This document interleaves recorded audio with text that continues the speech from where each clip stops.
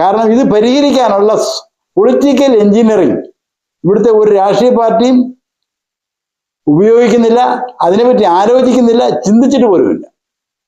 അതുകൊണ്ട് രാഷ്ട്രീയ പാർട്ടികളെ തിരുത്താനും രാഷ്ട്രീയ പാർട്ടികളെ നേർവഴിക്ക് നയിക്കാനും സാധിക്കുന്ന വിധത്തിൽ നമ്മൾ ബഹുജനങ്ങൾ, സാധാരണ ജനങ്ങൾ, അത് പ്രത്യേകിച്ച് മലയാളികൾ ഒറ്റക്കെട്ടായി യൂറോപ്യൻ മോഡൽ സോഷ്യലിസം ഇന്ത്യയിലും പ്രാവർത്തികമാക്കണം എന്നുള്ള മുദ്രാവാക്യം വ്യാപകമായി ഉയർത്തിക്കൊണ്ടുവരണം എന്ന് മാത്രമാണ് ഞാൻ ഈ സമയത്ത് നിങ്ങളോട് അഭ്യർത്ഥിക്കുന്നത്.